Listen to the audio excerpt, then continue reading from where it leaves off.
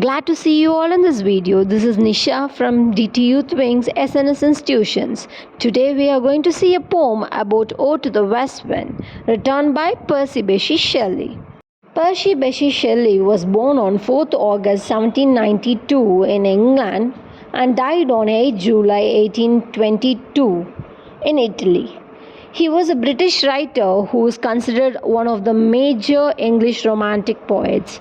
A radical in his poetry as well as in his political and social views, Shelley did not achieve fame during his lifetime, but a recognition of his achievements in poetry grew steadily following his death, and he became an important influence on subsequent generations of poets, including Robert Browning, Thomas Hardy, and W.B. Yeats. American literary critic Harold Bloom describes him as a superb craftsman, a lyric poet without rival, and surely one of the most advanced skeptical intellects ever to write a poem. Percy Bysshe Shelley was called as Mad Shelley because his peculiarities and violent rages earned him the nickname Mad Shelley. His interest in the occult and science continued, and contemporaries describe him giving an electric shock to a master, blowing up a tree stump with gunpowder, and attempting to raise spirits with occult rituals. And do you know why Shelley is called as a romantic poet?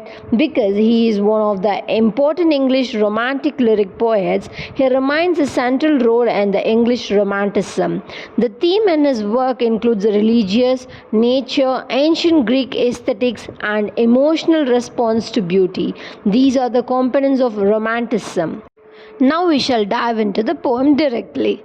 Ode to the West Wind is a poem written by the English Romantic poet Percy Bysshe Shelley. According to Shelley, the poem was written in the woods outside Florence, Italy in the autumn of 1819. In the poem, the speaker directly addresses the west wind.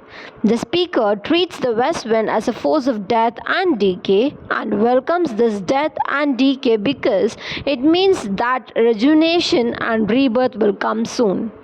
In the final two sections of the poem, the speaker suggests that he wants to help promote this rebirth through his own poetry, and that rejuvenation he hopes to see is both political and poetic, a rebirth of society and its way of writing.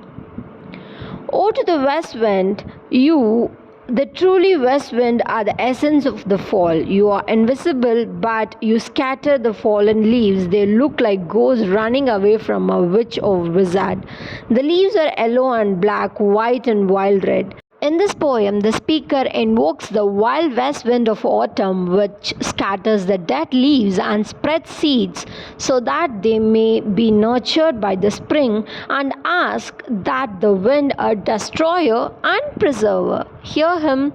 The speaker calls the wind the dying year and describe how it stirs up violent storms, and again implores it to hear him. The speaker says that the wind stirs the Mediterranean from his summer dreams and cleaves the Atlantic into choppy channels, making the splendid foliage of the ocean tremble, and asks for the third time that it hear him. The speaker says that if he were a dead leaf that the wind could bear, or a cloud it could carry, or a wave it could push, or even if he were, as a boy, the comrade of winds wandering over heaven, then he could never have needed to pray to the wind, and invokes its power. He pleads with the wind to lift him as a wave, a leaf, a cloud, for though he is like the wind at heart, untamable and proud, he is now chained and bowed with the weight of his heart upon the earth.